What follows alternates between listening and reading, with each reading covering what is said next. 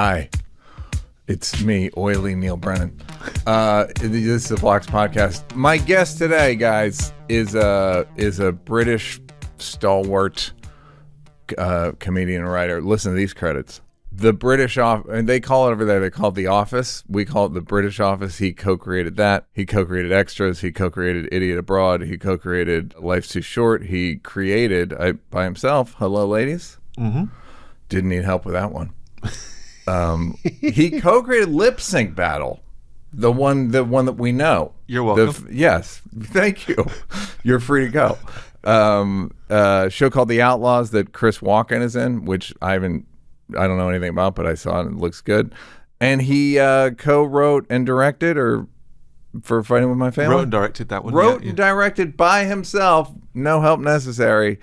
A movie called Fighting With My Family, which The Rock was involved in, which it's a whole other thing. His name, ladies and gentlemen, is Stephen Merchant, and he's here with me today. There'll be applause at some point. Yeah. You have, they sound like fake credits. You know what I mean? Like they're so good that you go, this is not true. That would happen to me sometimes. I co-created Chappelle Show, and people go, "No, you didn't." Yeah, right. So I can relate. Tell me tell people your backstory, because they might not know. Like, when did you start doing stand up? My origin story. Yes. Well, I started dabbling with stand up. I kind of put it off for a long time, and then I guess in my very late teens, early 20s, I started, and.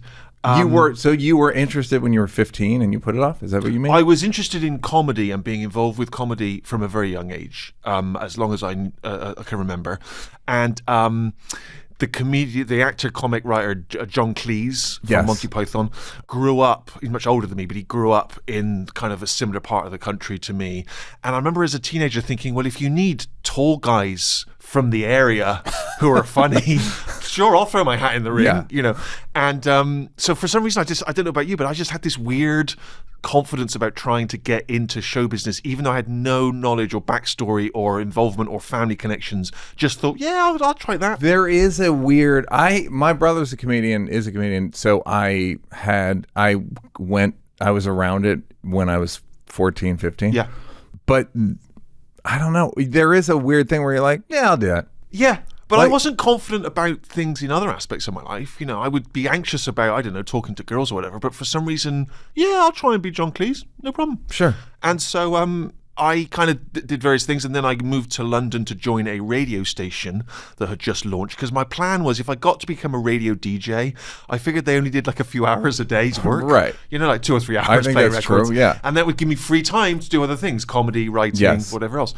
So I got this job on this radio station, which is where I met Ricky Gervais. He hired you? It was a new station that just launched. He had somehow persuaded them to let him be the head of speech. It was behind the scenes, and it was a made-up job, theoretically, to write funny little bits for the DJs. You know what's funny? Like, you can absolutely picture Ricky talking them into it. Yeah. Yeah. Like, so I'll be head of speech. But he immediately said, I'm going to need an assistant. And so I happened to have sent my resume in just looking for a job in radio, and he called me up, and we hit it off, and I became assistant to the head of speech.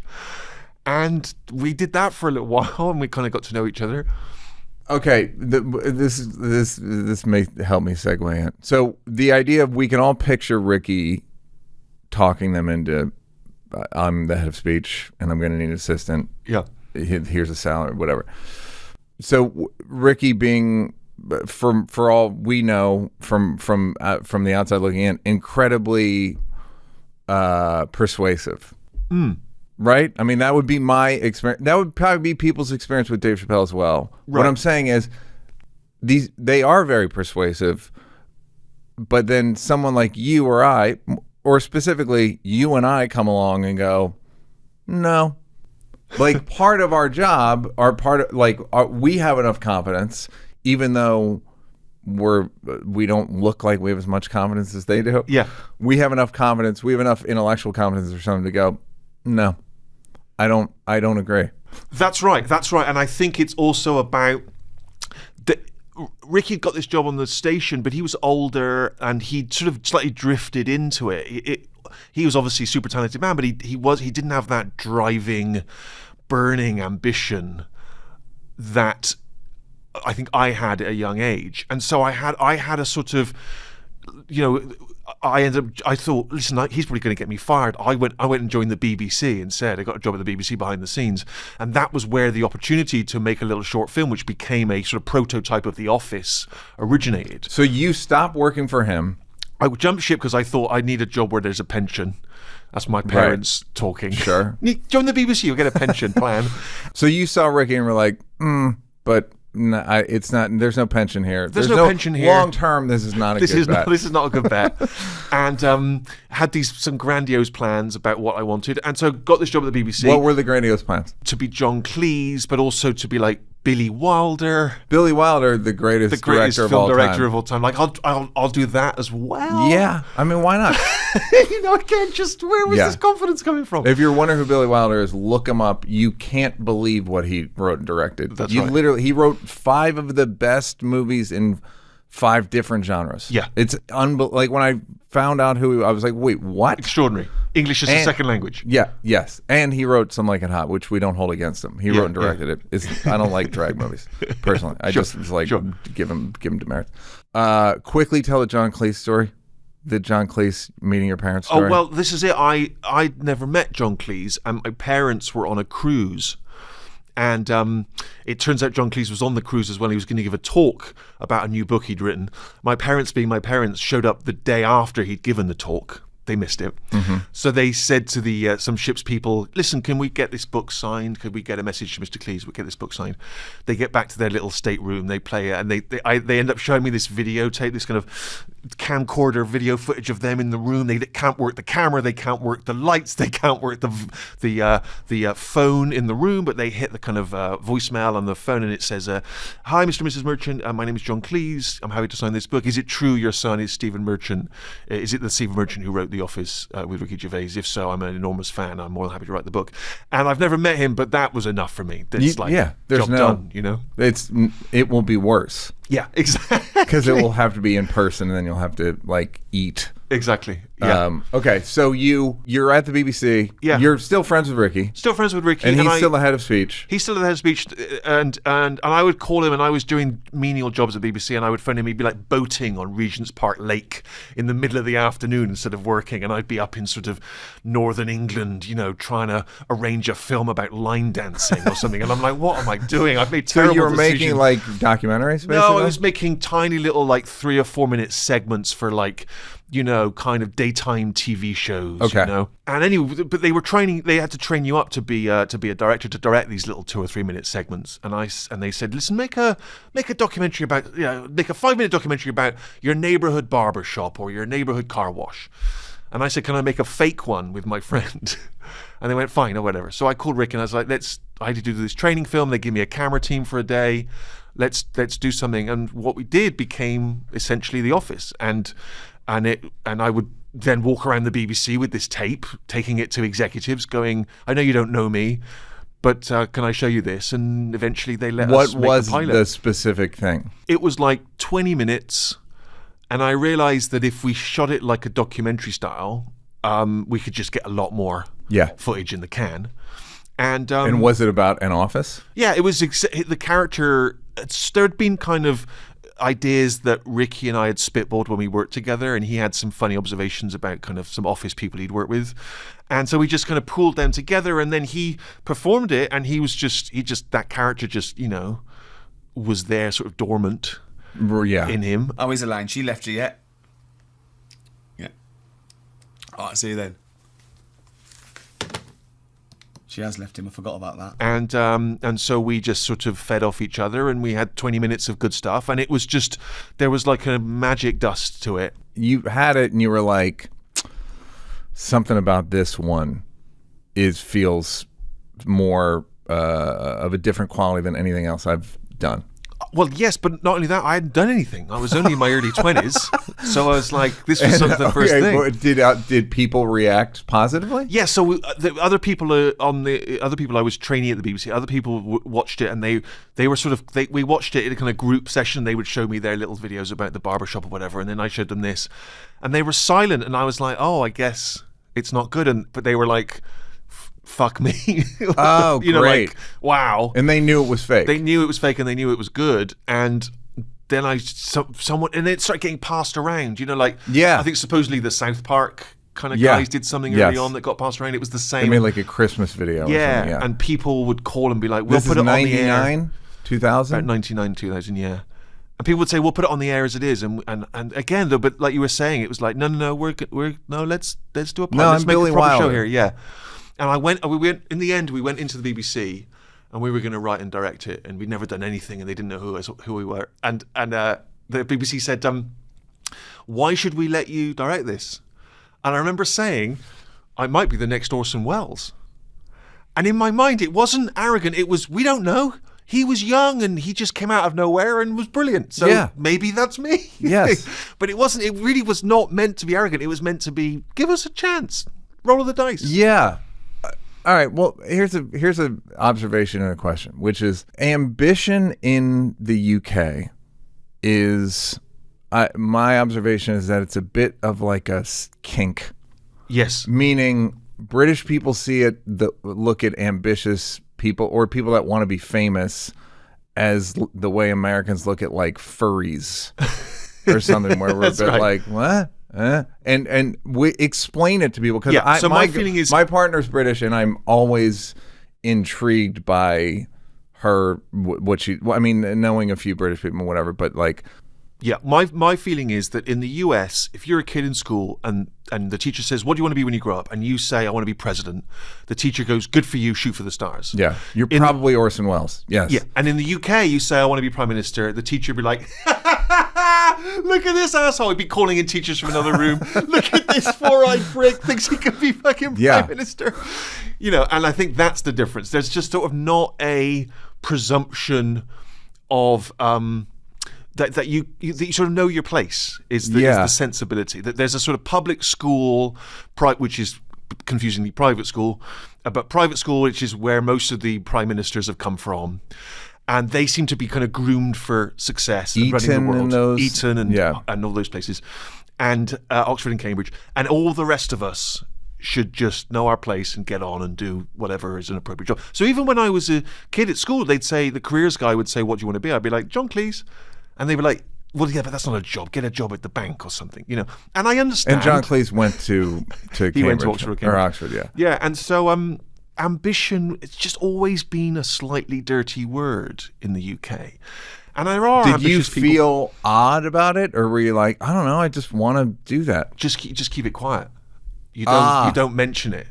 You know what I mean? Got it, just, like a kink. Just getting on with something over here. Yeah, that's right. And have you grown into it, or are you still just sort now, of like... I'm much more of a advocate for it and a champion of it. And I would say to British people and younger people, if I have to give them talks or whatever, don't be ashamed of being ambitious, you know, and let people know what it is you want to achieve or what you want to do. Because I would walk around the BBC and say, I want to do comedy. And in the end, they went, oh, this is the guy who wants to do comedy. And it's weird because over here the BBC has a pretty good reputation for encouraging comedy and encouraging, unknown people, or like we gave him some money. Yeah, I don't think it's about sort of there aren't opportunities. It's about kind of forcing your way through the door and saying, oh, you should give me a go. You should give me a try instead of these other people. Yeah, I think that's. Maybe the difference is that Americans are like, that's automatic. Yeah, and there's no shame in that. It's Yeah. like, well, of course you're going to move to LA and you're going to try and make it in TV. Yeah. Yeah, good for when you. When are you leave? I'm leaving it. Exactly, I'm leaving Do Friday. you need a week, ride? Because I'm doing that as well. Yeah. Okay, so you do the thing, and then it was slow burn or quick burn? Well, we made 6 episodes, and they let us write and direct it, and they don't think anyone from the BBC ever came to the set. It was super low budget, nobody they'd ever heard of, no stars to kiss the ring of. They just let us get on with it. We made it, absolutely no interference whatsoever, and put it on air. Nothing. No one watched it. They did a test screening. Good time slot? Were there any in the summer? Not a great time slot. They did a test screening. and it scored the lowest score ever, except for women's lawn bowls. I don't know. I guess men's lawn bowls is crazy popular, but women's lawn bowls at that time, and it was kind of, I guess it was going to die a death, and then the critics started kind of getting behind it. Then it started picking up some awards, TV awards, and then it got rerun. Are you going to those? Of course. Nice one, Ricky Gervais and Stephen Merchant. And we're winning everything and thinking, well, I guess this is what life is now. Mm-hmm. I'm Billy Wilder, remember? So, of course I'm winning awards. And then it got rerun, and then it started to pick up steam. And then how's Ricky dealing with it? Well, his celebrity is rising, but it's not. It's a slow burn in as much as is he still the head of speech, or he's stopped? No, he's stopped by that point. Okay, I'm pretty sure he's stopped by that point. Yeah. And is he touring as a comic? No, I don't think he'd done stand up yet, or maybe he was just dabbling with it. And I remember around that time we went to the Edinburgh Comedy Festival, and we did a 4-person show. Ricky and I, Jimmy Carr, who you know, and the guy called Robin Ince, and we did a sort of 4-person thing. So I guess we were all dabbling with stand up, but certainly we weren't blowing the doors off. But do you know what the turning point was? It was that moment in time, certainly in the UK, when DVDs became the thing. DVDs, I can relate. Just went through the roof. Everyone was buying everyone DVDs as Christmas gifts. Yes, and they were buying people this show called The Office because most of the people they knew worked in an office, or at least one person did. And they're like, "I hear this is good." And there's there's 6 episodes. One season, and we sold like 1 million copies, which at that time was big for a show that was small. And then suddenly within the next couple of years, it was like every newspaper article about office life would have a photo of the show as an illustration, and it started to get that ubiquity it became and it got rerun, and then there was a second season, and it just picked up steam then, all sort of its own accord. And how are you guys taking it? Well, again, was there a moment where you're like, people bring it up to you not knowing you're involved? Was it, or yes, I remember overhear people talking about it, those moments? Well, I remember when the pilot aired, I was on a train, and they didn't know, these 2 women didn't know who I was because I was behind the scenes, and 2 women were talking, and one of them said to the other, "Hey, did you see that documentary last night about life in an office? It was hilarious." And the other woman said, "No, that wasn't a documentary, that was a sitcom." And the first woman said, "Oh, well, it wasn't very funny then." And I'm like, "Oh, okay." And then I remember when we aired some Christmas specials, there was a 2-parter. It was over different nights. I was playing a game of pool in a bar, and I heard 2 guys talking about it, and they said, "That's season 2 or that's season 1?" This was the Christmas specials. This was kind of how we wrapped it up. Oh, at the very end. Christmas shows, yeah. And these one guy said, "Do you see the first part of The Office special last night?" And the other one went, "Yeah, didn't like it." And I thought, no, fair enough. And I wanted to lean over and go, "No, it's going to wrap up really nicely. You should go home and watch the How many do you end up making total? I guess 12 episodes plus like 2 specials.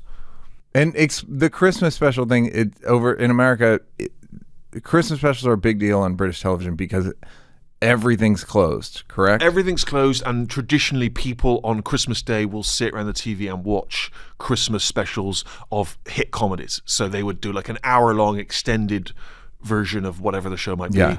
And it would get a huge audience because everyone was at home and they had nothing else to watch. And at the time, there were obviously limited channels. And even now, it's a big tradition. And are the episodes, do they take place at Christmas, or sometimes they do, and sometimes they're the kind of, it's like it's like, let's take all the characters, but they're on vacation in Spain. Yeah. And it's 90 minutes, and it's kind of stretching the premise too thin.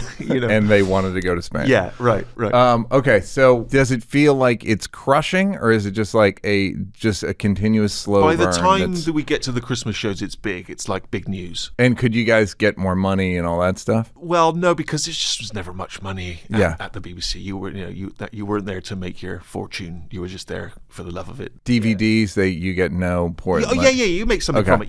But it's nothing like American TV. Yep. And I remember the scripts for the Christmas shows somehow got leaked. They had been misdelivered to the wrong address, and the woman who'd opened the envelope, immediately sold them to the Daily Mail. And so they were like big spoilers. Like, call the Daily Mail. Yeah. Like we're gonna make $2,000. Exactly. That's so they probably funny. made more than we did writing Yeah. them. Yeah. So At I remember that point, it was did you enough think- news that they made. Did it you into the think Mail. this is so insane that they're selling our script? How many years after the VHS? 3 or 4 years, 3 years maybe, 3 or 4 Yeah. years. But I think the problem was, I think it was like, I guess it was arrogance. I was like, oh no, we did a show sell. and it was good and people love it, and now they're selling the scripts. Of course they would. Why wouldn't they? It just Do you look back and think you were arrogant? Yes. Okay. Well, it wasn't even arrogance. It was naivety. It was thinking. Yeah. It was Every time you do it, this will happen. This is going to happen every time. Yeah. Everything I touch is turned to gold. Of course. Yeah. And then you realize, oh no, writing the hit album once is hard. Writing it many times is really tough. And you only realize later what you don't know, and probably if we knew how hard it was, we would have not ended the show when we did. Perhaps we would have kept it going. Interesting. But at the time, we were like, no, we're done. We've written 14 episodes. We're exhausted. We need to move on to new Get ideas. some fluids in me. Yeah. And then how are you and Ricky getting along? Great. Okay. Yeah, no, it was great, and it was, like I say, it was just this weird. Oh no, this is. I guess this was happened. As I imagined it would. Hey, you ever step outside and feel like you're instantly drenched in sweat? Do you live on the East Coast or the Midwest or the South or the Southwest or now the Northwest, thanks to climate change? It's like no matter what you do, it doesn't stop. I'm a pretty big sweater. I kind of like sweating, but whatever. It's also aggravating. I like it to a point, and then certain points I'm like, why do I sweat so much? Now I just like accept deodorant. You know who makes good deodorant? You guessed it. Mando. Guys, what I'm trying to say is I have great news. Mando has just launched something that takes sweat control to the next level. Introducing the Mando Deodorant Plus Sweat Control Solid Stick. It's double protection. Finally, you get the odor control you love with Mando plus powerful sweat control. Don't wait. Grab yours now at shopmando.com and experience the double protection of Mando Deodorant Plus Sweat Control. What do I personally like best about Mando? I like Mount Fuji off the top. I'm wearing it literally right now. It goes on clear. It doesn't really clump. It smells nice. It lasts a long time, 72 hours.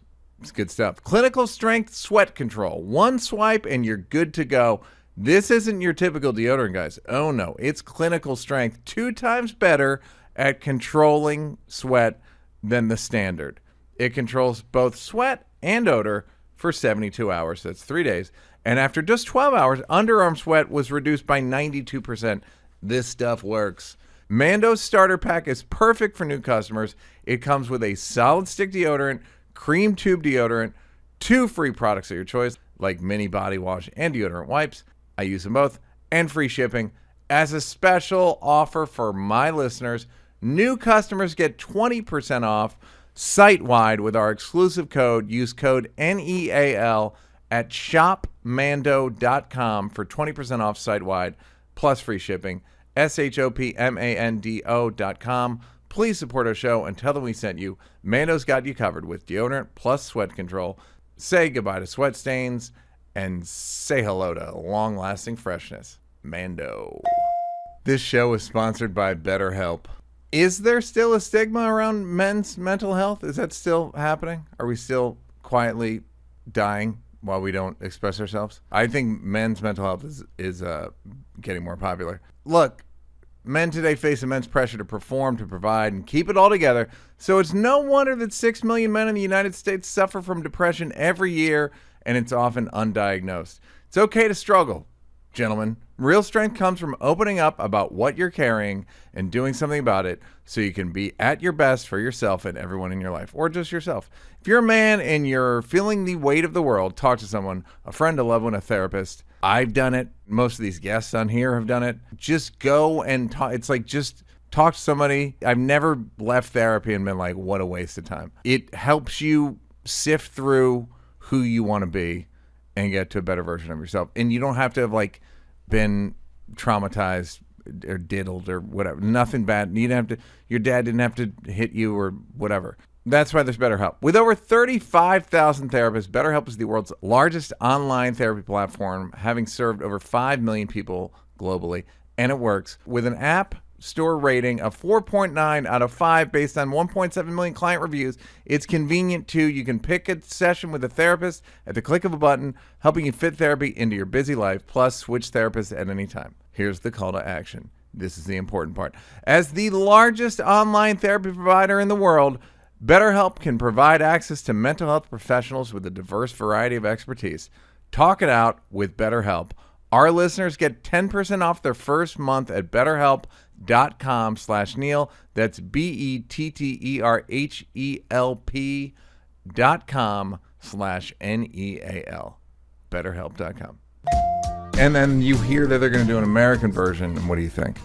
Well, as something of a kind of were there a few regions that wanted to do it? Was it just initially it was just the Americans, I think, and as something of a sort of historian of comedy and TV, and sort of as a young person just loving it and being kind of interested in it, I had seen that a lot of adaptations of British stuff had never worked, and so I thought smart suggestion was that we should not adapt this ourselves, because although we think we know American culture, we don't quite. It's just different growing up here, and it's in your DNA. Yeah. And we knew I thought we needed American people to do it, and so we met with lots of people, and Greg Daniels kind of was the right choice. And so you selected Greg? We met with loads of people, and Greg was the one who zeroed in on the romance being key to the show, which we knew was important. Were there ways you understood the show then that are different than the way you understand it now? Like, obviously you can look with 20 years hindsight, you go, that's why. Back then, were you aware of it?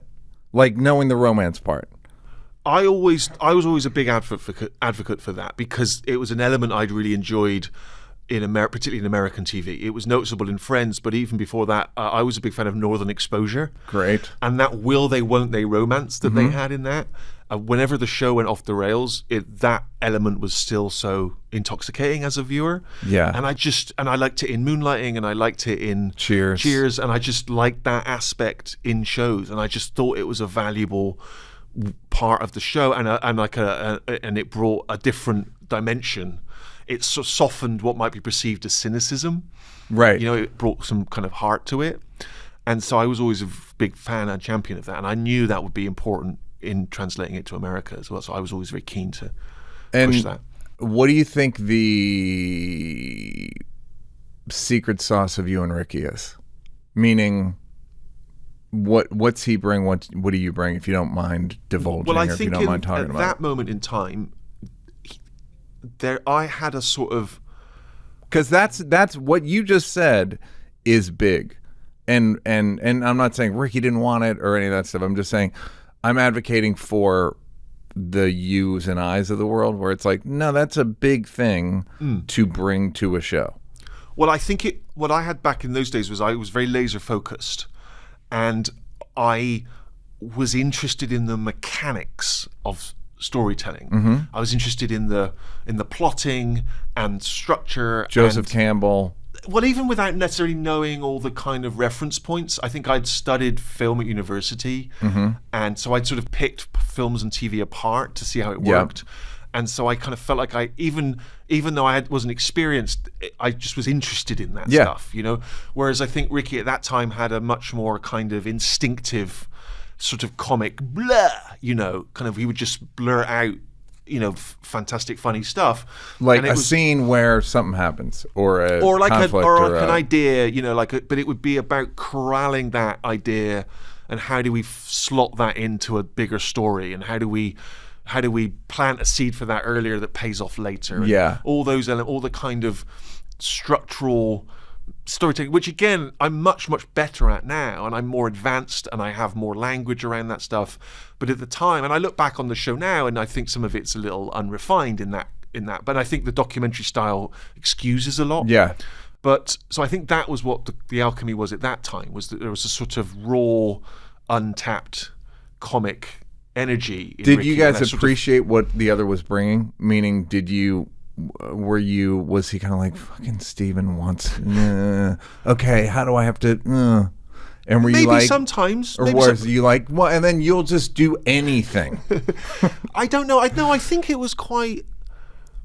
I just think we were so kind of just enjoying the process of it. Mm-hmm. We were just sort of so in the trenches that we just never stopped to think about it. Yeah, it just was what it was. And it's difficult. It's a difficult job, meaning making 6 episodes or 6 and 6. Well, particularly because in the UK you don't have the writer's room, you don't have the larger team of 12 or something writers, so you're doing it yourself, and you each other is the only sort of arbiter of the script, really.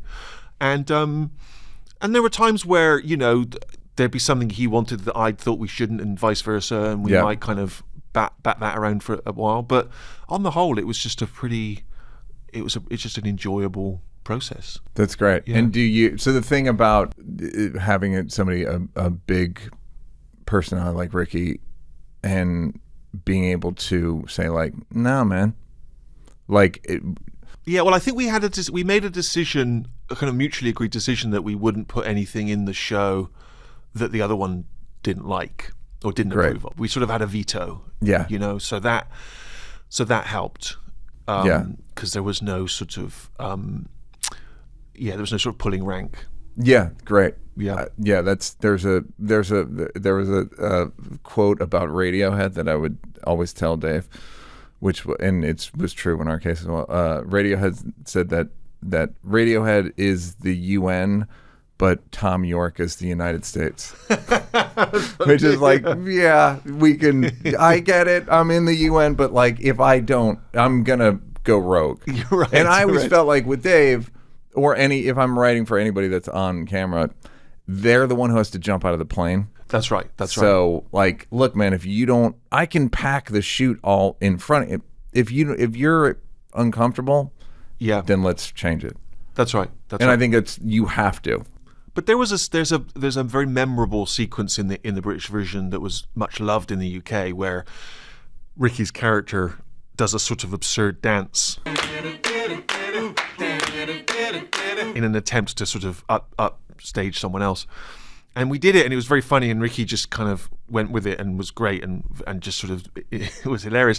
But what in the editing room he just was like, this is too silly, this is too absurd. I think we should cut this out. Who pitched it initially? I think it was one of those things where when we were in the writing room, Ricky was goofing around, doing some silly dance just for laughs, and I was like, "We have to find a way to put this in." Yeah. So then it's like, then it's like I said, it's the construction of how do we, what can we do to construct a reason why he's dancing like this, and but then he looked at it in the editing room. He's like, "This is too much. It's too broad. It's too silly," and I really had to strong arm him on that one. That was like, "No, this is you've got to put this is gold dust." It's funny because you'd be mortified if people rejected it. Yes. Meaning if it came out and people were like, did you see this hackery? Right. And I don't even know if Ricky or a Dave would understand, like, dude, I feel so awful. As bad as you feel, I feel almost as bad because I forced you into it. Yeah. Well, again, I mean, he obviously, in the end, he came around. But I think it was that sometimes there's something that's just too funny. Yeah. It's like, I'll take the insults. I'll take the critics going, they did. Yeah. Because like I don't care because there's sometimes there's things where it's like particularly physical comedy. But it's they're taking a risk. Yeah. Absolutely. And it's not clever. It's not that you can't hide. Yeah. Other than like, no, I just thought it'd be funny to break dance. I think that the reason we got away with it is because of that construction, the work we did beforehand to get to justify it in the show. That's awesome. Okay, so then the show in America was a slow burn. I remember Mike Schur telling me he was working on the American version, and I was like, okay, that was like picked up for 6, and then that's right. Yeah, they didn't know what was going to happen. Yeah, were you involved in it? Well, yeah, we met with Greg Daniels for a couple of weeks in London, and we sort of just, I think, dissected our version and why we'd made certain choices and what the kind of socioeconomic equivalents were, and just for him to just pick through kind of, obviously there weren't direct parallels with all of the aspects, so kind of him just trying to understand why we made certain choices and how they might map onto an American version. And he's very generous in kind of keeping us involved in the casting process but again, I think we just knew that we need to leave them to their own devices, really, because I think my worry was we'd keep saying they have to play the instruments the same as us. You're not singing it the same as us, and it's like, well, no, they have to do their cover version, and maybe they strip it down to an acoustic version or whatever. They have to. We can't just try. And were there things you were nervous about, or was it just like let it go? Meaning, were you like, My feeling the whole time was the more they went their own road, the better it became to me. The more that they tried to sort of echo ours too closely, for some reason, I always knew they just had to do their thing. And by the second season, they did. They went off to the races, really. They softened Steve Carell. They stopped making him perhaps as abrasive as Ricky's character. They softened him, which was a smart move. And and off it went. It was not more sentimental, or just more not sentimental. Makes it sound like bad. I just think they just rounded some of the sharp edges. But again, that's just a big distinction between British and American comedy, and it always has been. I mean, again, when you look back at kind of British hit comedies in the UK, the characters are often very unpleasant. Yeah. Basil Fawlty played by John Cleese, or Alan Partridge, Steve Coogan's character there, or the worlds are very bleak. Yeah. There was a show called Steptoe and Son. It was remade as Sanford and Son here, but it's a man stuck living with his father, and they hate each other. I mean, it was if you took out the audience laughter, it would be like a weird, dark, one act play. So I think that we've just, for some reason in the UK, been very accepting of that bleakness at the kind of base of our comedy. What's the thing I've been struck by recently is it's similar to the Fame thing in England. America's perception of England is just like poshness. Yeah. It's like Wimbledon, the Queen, the Beatles. Yeah. There's like 70% of what Harry we Potter. know of it. Harry Potter. Yeah. And then James Bond. James Bond, Austin Powers. Yeah. That's 99% of what Americans know. And watching more documentaries about World War II and Adam Curtis documentary, it's like England's not doing that good. England's pretty jacked up. England's extremely working class. Yep.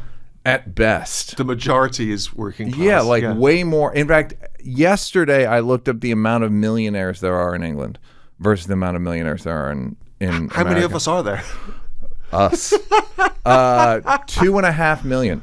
Is there really? Millionaires. Yeah. Out of 60 million people, correct? Yeah, That's the yeah, population. yeah. America's got 25 million millionaires. Really? Yeah. Right. Because others are billionaires. Well, that's not. It doesn't even count billionaires. Right. I think we have probably 100 billion. Anyhow, that's it's a little statistical, but yeah, it's funny. Like England's is a backwater. It doesn't, like, we think of England as like Mayfair. That's right. That's right. One that's neighborhood. Right. Yeah, and London. If you visit, you go to London, and you go and see parts of London. Yeah. Yeah, but mostly it's just like suburban towns and working class towns. And yeah, absolutely. So this is just a warning to people. And all right, so you've been doing great. And is your goal still to be Billy Wilder? Well, I think the problem is I've always been pulled in different directions. Mm-hmm. So I still love the idea, like you mentioned about Billy Wilder, of doing great work in lots of different genres. Mm-hmm. But I've been back recently doing stand-up. I haven't done it for 12, 13 years. And I really love doing it, but it doesn't scratch all the itches. Mm-hmm. And I've been doing some dramatic acting. Mm-hmm. I played like a real-life serial killer in a thing for the BBC. And you're on The Walking Dead? And doing something for The Walking Dead. And so, but then also I still love writing, comedy and comedy shows and comedy movies, and so I get pulled in all these different directions, and sometimes I almost don't make any decision on which one to do because I don't want to. Do you see it as kind of hedging? Yeah, because I'm not in the same boat, but similar, where I'm like, I guess I'll do that in case this really craps out. Right. Or it's not so much if it craps out, it's more I just want genuine all interest. These different bites of the pie, and I perhaps, I should have picked a lane, but I just whichever lane I'm in at that moment, I wish I was in another lane. And they all stimulate me in different ways, and they all bring different challenges and different rewards, and so but it almost becomes paralyzing at times. Like, well, which one am I going to put all my energies into? I can't. Like I've been adapting something, and it's kind of got like a sci-fi element to it. So I'd be doing that in the day, trying to get my head around this sort of sci-fi time travel-y thing. But then I would stop around 4 and then go off and do stand-up, try out new material in stand-up. It's like just switching your brain. Yeah. It's just so hard, whereas most great stand-ups, that's what they're doing. That's the chief job that they do. They're so much better at that than other things that I personally, there are very few stand-ups where I'm like, do your other. It's like, just do that. Yeah, right. This is a shitty version of that. I'm begging you. Yeah. And I've always admired someone like Jerry Seinfeld, who's essentially like, I'm not going to go off and make films and do that. I'm going to mainly do stand-up. Yeah. That's what I love, and that's what I do, and that's who I am. And there's a sort of single-mindedness, which is enviable. Yeah. When you open so strong, does it feel like you're trying to get back to that magic, or do you think of The Office as just so absurdly popular that I asked this from a personal point of view? Yeah, I can relate. So, do you see it as like, well, that's never gonna happen? I remember having a conversation with Ricky after it, which was to try and chase that level of success, that level of kind of cultural phenomenon. Just seems like a fool's errand. It's just it's so out of our control that instead of trying to top it, we just need to go sideways. Well, yeah, because you guys did. I mean, it is not. They're almost intentionally obscure or more obscure. Right. Yeah. But I also think what I realized is that because The Office was so successful, I thought I knew what the general public wanted for a moment. And then I've realized as time's gone on, I don't know what the general public want. And I actually Have you done things since you're like, this is what the people want? And then they're like, eh. Yeah, it's just more that I just realized, I have no idea. Like, I'll see something that's a hit and I'll be like, I have no idea why that's so popular. Yeah. And I think my populist instincts, I don't have them. And it's not that I'm Mr. kind of out there left field, art movie guy. I just don't think I can guess what will catch fire with people, and so I can only do stuff that is entertaining. Are you good at seeing a poster or an idea and be like, that'll be popular? No, none, no idea.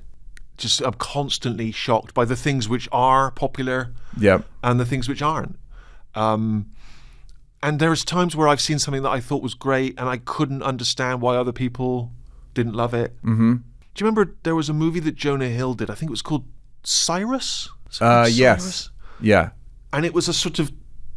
he lives with his parents? Brothers, maybe? Yeah, it was Duplass. And he's sort of in rival with his mother's new boyfriend for his mother's affections.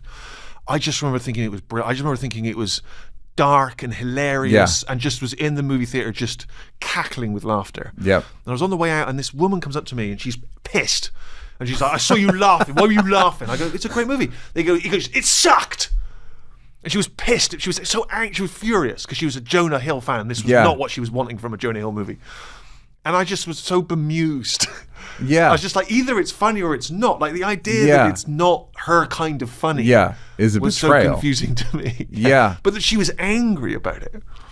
Yeah, I think they just want Superbad over and over again. Yeah. And nothing wrong. I love Superbad as well. Yeah, but of it's course. just I guess it took me a while to realize they're two different things. There's different kinds of So you just funny. play your game and you're like, I want people to enjoy it. Yeah. And if someone says to me, listen, if you cut out this child molester joke, I'll be like, I'll think about that. Yeah, sure. Sure. But I'm not, I've certainly given up the idea of So the trying structure part, the thing that you were like, sort of you wanted it to be, you wanted the romance in the office, like, is that part of you still alive, right? But that's Yes, not yeah, about popularity. That's just about structural integrity, or It's just about I like a lot of things which are popular with the general public. I like romantic things. I like characters that are likable. But I will just make the mistake of thinking something is more likable or more accessible than perhaps it is, and it takes an outside voice to go, I think that's more extreme than you realize. And I don't know if you find this, but when you spend a lot of time with comedy people and like-minded people, you just are, your parameters for what's acceptable to get too wide. Too wide. Yeah. Yeah. I used to say me and Dave were like thrill killers. Right. Where he'd be like, I'm gonna chop his hand off, and I go, chop his fucking head off.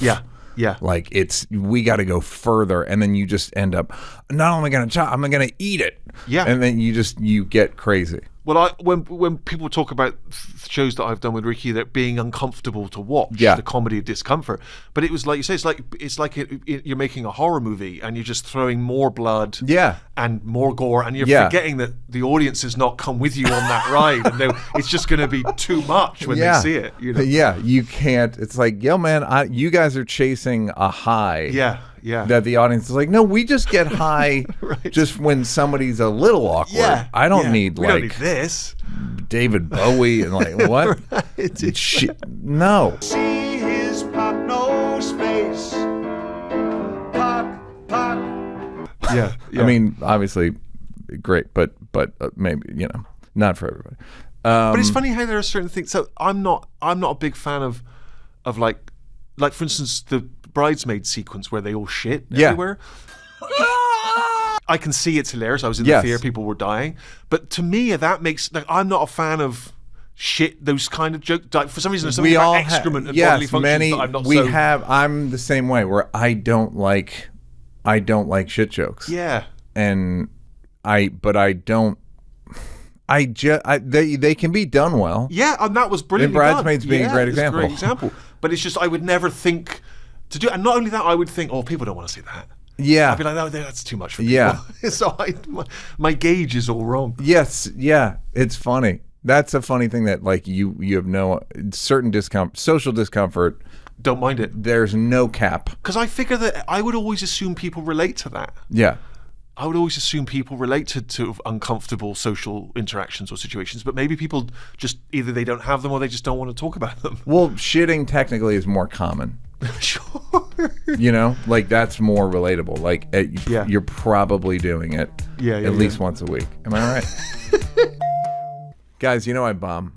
Pretty off. I bombed last night. Bunch of jokes. Literally, I in the middle of a joke last night, I said lock the doors. Let's get out of here because they don't. Whatever. It's a hit and miss. It's a hit and miss of the game. One joke did real nice though. Speaking of jokes, what's a joke? The price some companies charge for razors, but Harry's prices are no joke. They send the best quality razors right to your door for a fraction of the price of the big brands. And right now you can get a $10 trial set for just $5 at harrys.com/Neal. An exclusive offer for our listeners. Here's what I like about Harry's razors. Good value, German engineered blades made in their own factory. Stay sharp longer. Customizable delivery options for scheduled refills as low as $2, half what you pay for other big brands. You get a 5-blade razor, weighted handle, feels like something, foaming shave gel, and a travel cover for just $5 at harrys.com/NEAL. I like their other stuff. I like their deodorant. I like their lotion, body wash, hair gel. I have body wash in the shower. It smells like, I like when people smell like this. So you become that person. You become the change you want to see in the world. Can we quote Gandhi? Because that was him. I think that was Gandhi. It could have been whatever. They say Gandhi said everything. Him and Mark Twain. And they said like some stuff. Get the shaving products that always deliver. Get Harry's. Normally, their trial set is $10, but right now, you get it for just $5 at harrys.com/Neal. harrys.com/NEAL. That's our exclusive link, harrys.com/Neal for a $5 trial set. I care about you. Let's do some blocks because that's apparently the name of the show. Yeah, you need a premise to hang any podcast on. Tall. Your height. Yeah. So you don't get the. You found it. You'd be in the, I guess, gangly division, which I'm in as well. Yeah. I'm not as gangly as you, but I am, I guess, wiry. Yeah. You've got more of a. You're like you could be shifty.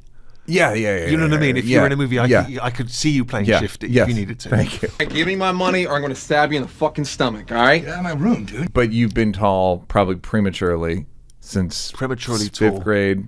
Yes, 6'7" from a young age, and so Without the basketball infrastructure without that any America sporting has. aptitude whatsoever. Great. And so it's And you didn't get the markup that tall is most women, like, it's a kind of a prerequisite for attractive. yes, but there's a point at To a which point. tall becomes freakish. There's, and I've said this before, but I've been most people's heights. I don't know how tall you are, but I've been your height. Most people I meet, I've been your height. I'm 5'11" or 6 feet. Yeah, It's I've unclear. passed through and Yeah. I've kept on going. Yeah. And so I have a strong opinion on different heights. And for a man, I think 6'2" to 6'4", that's a very masculine, attractive height for a woman, or the opposite sex. Once you get beyond 6'5", you start getting into 6'6", 6'7", it starts to can be abnormal. It can start to seem abnormal. That's very interesting. Particularly if you don't have the width as well. I think if you Yeah. have an athlete's build, Yes. then I think you just command a space. But if you're just gangly, Have and you tall, considered, working out more? or just being like, I'm going to get a V. I'm going to, like, just I've worked out. transform There's my been body. times in my life where I've worked out very hard, and it just can't. I can't make that happen. Isn't that interesting? Yeah. That there's nothing. People will make fun of my body. Just passersby. No, literally, someone said to me the other day. They go, Rogan and Andrew Schultz were making fun of you the other day. The ayahuasca. Neal Brennan, he did it. He's done a lot. He's done, things. yeah, because he was trying. Yeah. He was really battling He with needs to get stuff. off that vegan diet. Yeah, maybe that's it. What if it's just chicken is all he needs? Like, what Just if needs a ribeye. he's down in Costa Rica licking toads, and he really For real, have a hanger steak. dude. If I had that dude over my house and cooked him some elk steak, I'll change his fucking life. Takes one bite and he's like, I am worthy. On the podcast, I'm like, well, good thing no one heard it. Yes. Yes. But I wanted to send them photos of myself and go, like, what do you want me to do? Yeah. Like, this is the right body for me. Like, I have the correct body. Yeah.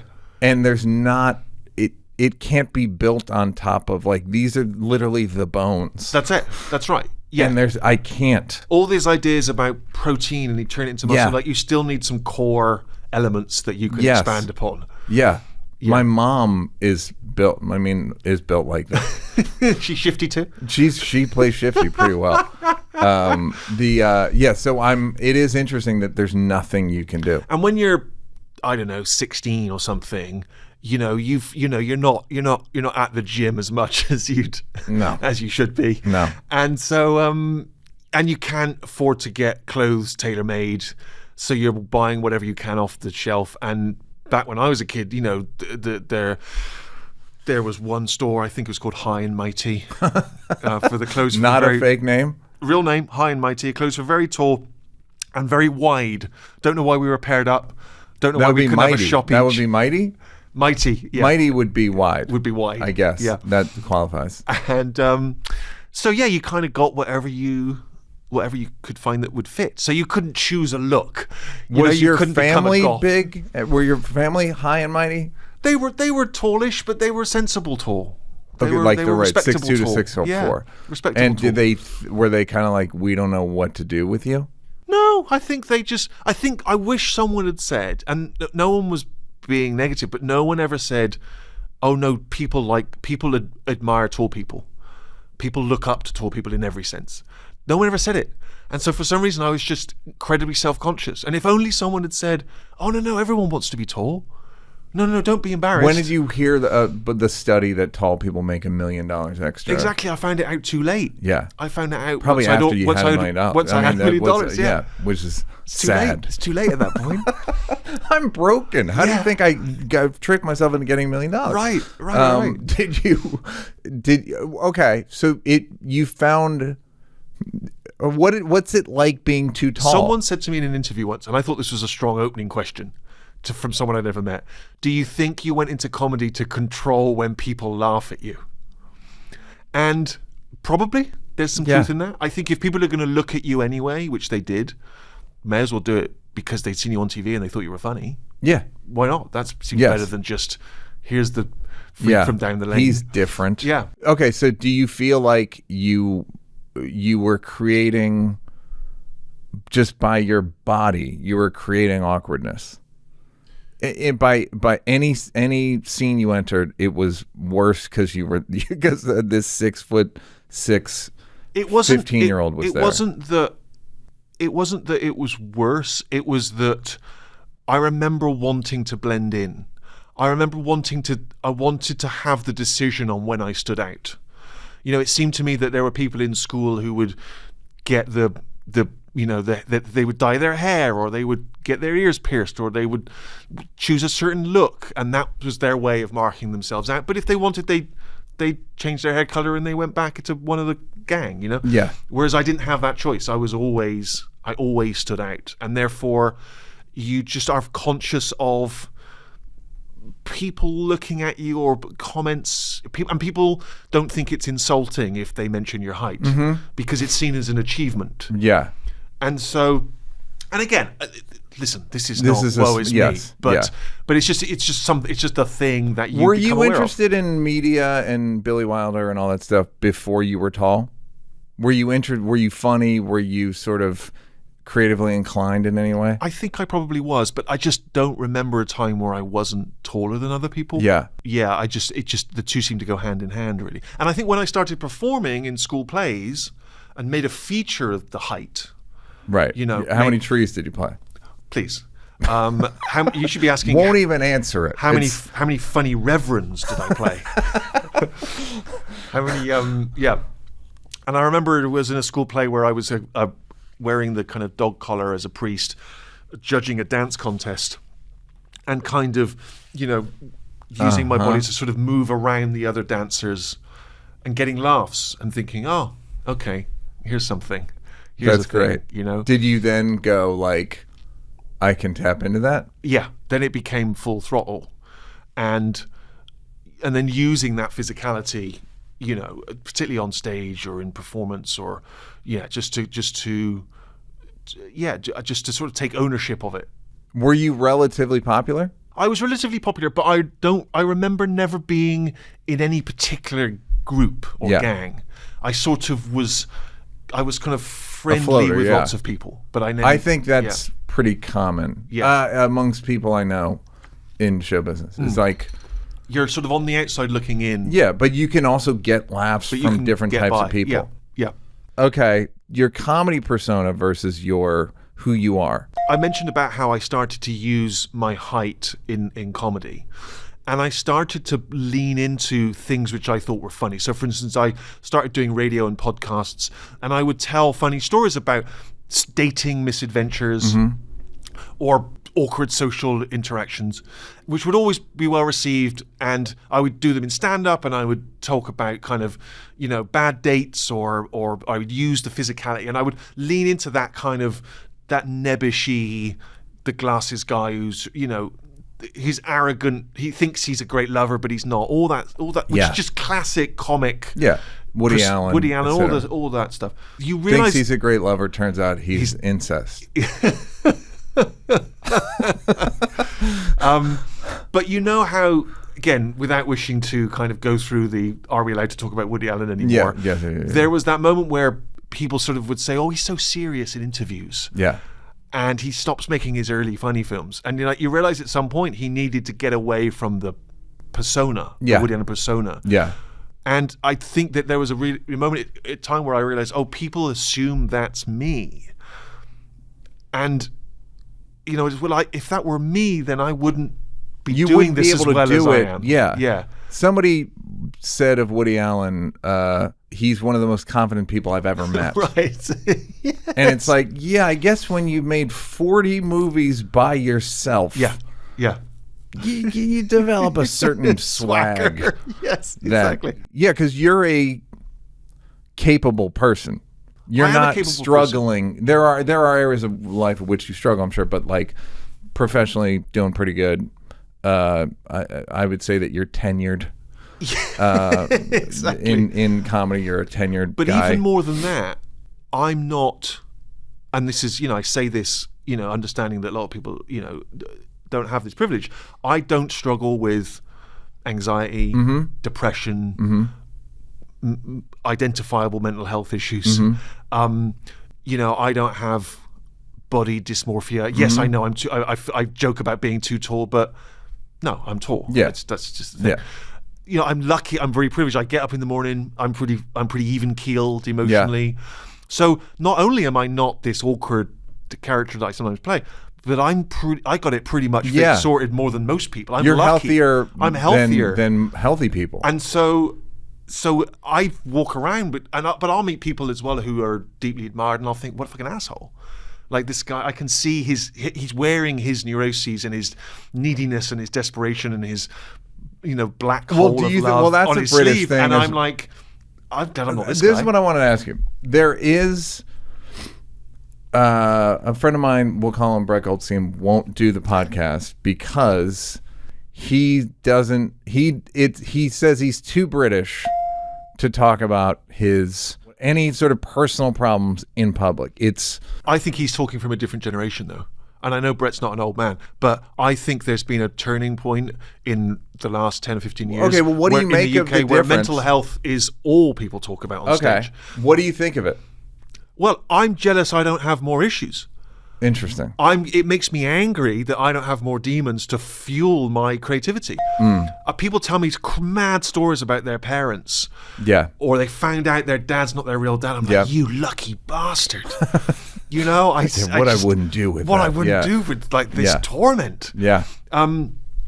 And I'm being glib, but my point is that it's much more common now, even in the UK, for people to share. So you don't their pain. not look down upon it, but do you? Envious. But that thing where you say like, "Look at this asshole." That's more when I see someone who's to me behaving in a way that I just think this is dick behavior, and they think they're carrying themselves with confidence and I'm looking at it going, I see your demons, I can see your neediness, and it's you're not the person that you think the world thinks you are, and I'm like, whereas people think I'm not you, they think I'm not the confident kind of guy who's got it together, and I'm pretty together. You know what I mean? And so you don't. It feels unjust. Yeah, that's funny. And so you don't feel like there's something. I'm a bit like, enough with all the revelation. Enough. Like I'm on the other side of it where I'm like I'm more about like resilience now and just like just shut the fuck up and do the thing. Right. Which is of course incredibly hypocritical. But like I don't. That's just where I ended up. I love hearing you talk about the many things you talk about. It's great. I'm not down on it. It's fascinating. Yeah, it's interesting, and I'm interested in. I psychology find it really interesting when other people do it. So that's why I did it. But there is a part of me that is sympathetic to the idea of like, just fucking be funny. Right. Like just do I don't need the pathos. Just I have other genres for that. Yeah. Right. Yeah, I think the people I'm describing that I look at, it's when I've seen or met or worked with people who, often people who are assholes, and then you do that kind of diagnosis of why you think they're the way they are, and often it's borne out, and you think, I wish I was the one who could just say, this is why you're acting like an asshole. You know what I mean? Like, do the work, dude. Do the work on yourself, and I think that's, I guess, what I mean. Whereas I think I'm quite a nice person. I think I try to treat people respectfully. Yeah. I think I'm generally not an asshole. Yeah. I mean, I've done assholey things here and there, but that's not I don't think that's the general consensus about who I am. And so I think that's what I meant by where I get, when I look at people and I feel like I can see their demons. I mean, there's also a part of me that sees their demons and thinks, well, that's part of why they're more successful than me. Well, possibly so. Yeah. That ability to be more of a monster. Yes. A single-mindedness. Yeah. Yeah. That Yeah. I wouldn't want to be them, but there are parts of that popularity level that I would I tell myself I would enjoy it. I wouldn't. I'd feel the same way, just with more whatever. Yeah. We talked about this a bit, but the ambition thing. Have you the wanting to do a bunch of stuff and you like staying busy and you like being. It's nice to be wanted, right? Yeah, but I we mentioned briefly, but when we were walking in, but I'm often accused of being a workaholic, and I'm always been slightly confused by that because presumably the association is with alcoholic. That's the derivation of that word, and so therefore the idea is it's a kind of pejorative term. You're a workaholic in the way that you could have been a drug addict or an alcoholic, and these are negative things. And whereas I've always thought the things that were my hobbies became my job. Yeah. I was writing sketches and drawing comics and doing school plays and things. I wasn't doing other things. There was nothing else I thought I would rather be doing. So when people say you're a workaholic, I'm like, am I supposed to be playing golf? Like, what would you prefer me to be doing? Yeah. And I guess it's to do with, then you're not making as much time for, I don't know, the other things which are considered important. So you're not socializing enough, or you're not attending enough family occasions, or are you married? I'm with a long-term partner. You are? Yeah. How long? Well, I mean, both of us always have to try and work it out mathematically, but we must be pushing 10 years now. Great. Yeah. And is there any tension there in terms of your ability to be a good partner? No, in fact, she's incredibly understanding and tolerant of the passion that I have for the work I do. And she sort of understands that and is no doubt one of the reasons we're together. But no, I never feel any pressure to dial it back or to have you been pressured to in the past? Not really. Again, I think it's this term that gets bandied around. I think it first of all, of the workaholic is the greatest. It's like it's a pretty victimless crime. Yeah. And if even a crime, I would say it's a misdemeanor. Do you know what I mean? Like, it's not. So what happened? Yeah. I think if you're lying to people, right, or misleading them, and then. You mean like an alcoholic's like hiding a bottle of yes, vodka? You're in the drawer, hiding like, scripts. You sneak off. I was doing some writing, but I actually pretended I was doing some charity work. Yes, yeah. Which I've never heard of.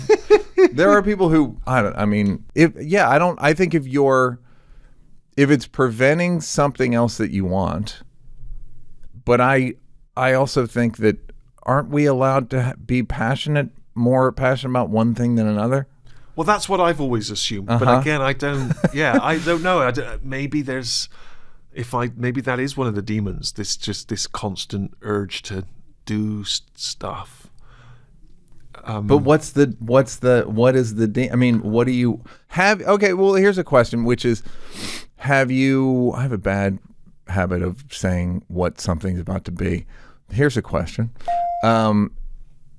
Did you find that the success you've had consistently and pretty quickly, has it resolved anything within you? Has it healed anything within you? Has it helped?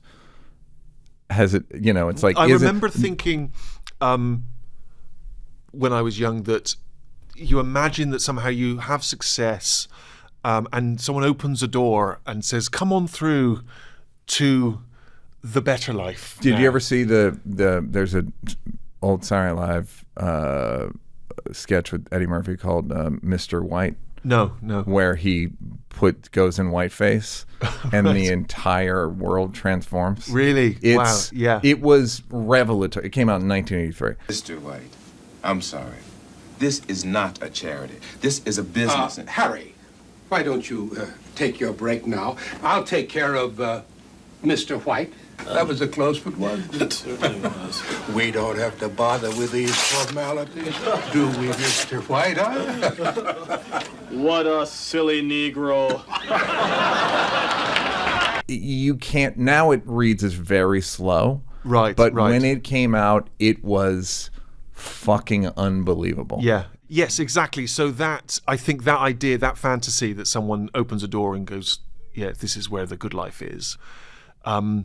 Or somehow where everything is better, and it's not that life becomes harder, and certainly there are lots of perks and privileges, but yeah, I don't know that I'd still be writing so hard and working so hard if it had solved whatever that urge was. I just would be on the golf course, right?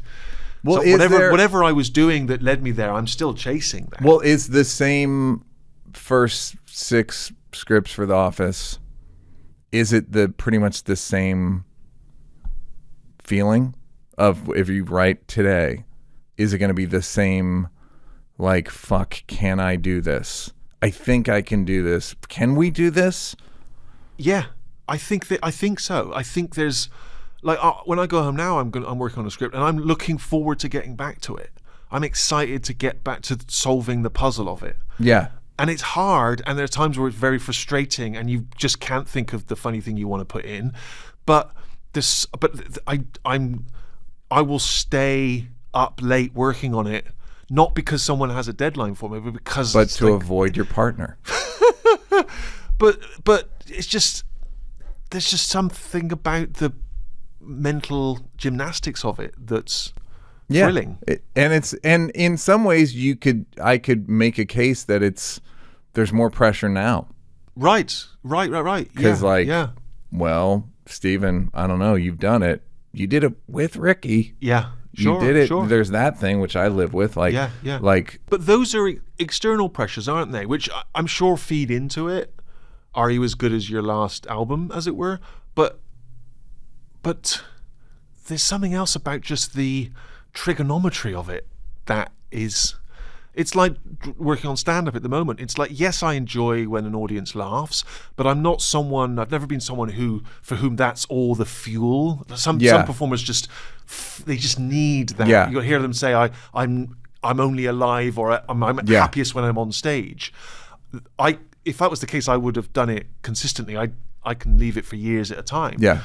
The thing I enjoy is the conundrum of it. It's like, why did that not work? Yeah. And when you make something work that wasn't, there's a satisfaction to the magic. It's a miracle. Yeah. Or if there's a thing that you a notion that you want to have work and it doesn't, and then you switch 3 words and it works, and you're like, oh fuck. Yeah. Thank you. Exactly. It's so pleasing. Yeah. That's interesting. And so you're pretty much the same person. Yeah, just I think I just think more technically adept now at all these different things, at acting, at writing, at stand-up, all the different things I do. I just have a bigger knowledge base. But the actual, is the knowledge base about figuring out, like with acting, is it about figuring out how to get to a place where you can act well?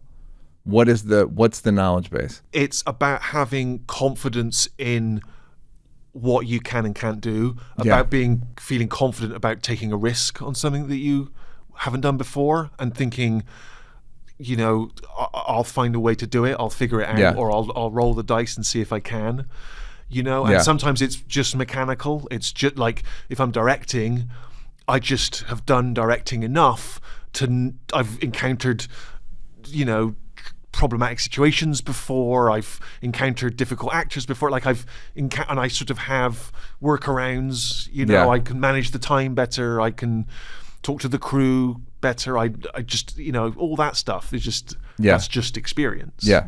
And that makes all of it that little bit easier.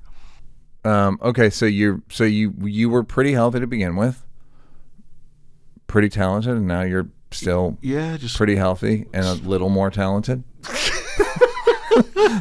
I'm telling you, I'm sorry I don't have more. No, I don't. I'm not mad at you. more problems. I'm very interested in this. Well, that's honestly one of the reasons I'm struggling a little bit with stand-up. It's just, what the fuck am I going to talk about? Like, who's an asshole and why? I keep feeling like there's not enough. I'm quite a sort of centrist person. I don't have strong opinions about, this way or that way. I mean, I'm quite sort of, I see both sides of a lot of arguments, which is not a position to take on stage. It's a harder position to take, at least. Yes, or you could present both sides. Yeah. Well, is there anything that you, whenever someone like you who's been interviewed a lot, I'm like, is there anything you haven't said that you'd like to? You're always like, I want to say this, or I want to express it. It's a very wide open question, isn't it? I don't know, really. I feel like I wish I could impart some wisdom. Go. I'll tell you what, the thing I always think of is like, these obviously podcasts weren't really around when we were young, when we were very young. But I feel like if I was the younger me, the thing I'd want to hear is, no one has it figured out. Yeah. And for some reason, when you're young, you can often think that like I said about the doorway to a better life, it's like you think that at some point you'll turn a corner and you'll be an adult and you'll just have answers more. The idea of adults. Yes. The idea of any authority. Yeah. And just, everyone's guessing. And some people cover it better than others. Yeah. And that's not to say there aren't experts and that there aren't people with a bigger knowledge base of certain things. But behind the scenes, everyone's just guessing. And that's, when I realized that, it was a great relief to me. It was a great weight off my shoulders. Yeah, I mean, you could take it either way. It's a great relief. It's terrifying. Yes. It's terrifying when you realize the people in charge of many, many things are guessing. Yes. But it's also a great relief that you can stop thinking that when you make mistakes, it's all on you. Just... You're extraordinarily bad. Like, no, nobody. It's also the thing in a similar vein that there are certain people certainly in showbiz or culture that you think they will never fail. Right. They're never gonna. He or she will never not be the hottest thing in the world. Right. And then it just, everything fades. Yeah. Everybody. Everything and everybody fades. Yep. It's sometimes quicker than others, but yeah. Yes, yep. But in every single person. Yep. Everybody, unless you die at 25. Yeah. And then that's why, which by the way is the appeal of those people. That's right. Exactly. They didn't fade. I can't fucking believe. How'd you do it? I died. Yeah. Great. Tell me more. How? How do I do it? Stephen, this is so great, man. Such a pleasure. Thank you for having me on. Stephen Merchant, ladies and gentlemen. Thank you, mate. God bless.